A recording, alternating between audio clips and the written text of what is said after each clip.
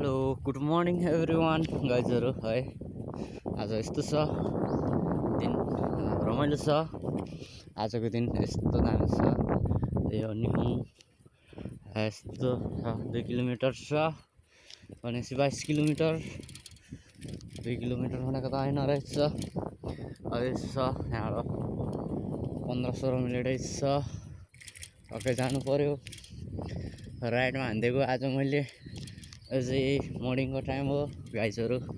आज छुट्टी पनि छ, त्यसै कारणले मैले राइड हानेको। आज कहाँसम्म पुग्छ यसो राइड हान्दा चाहिँ पुग्नै पऱ्यो। केटा हो है।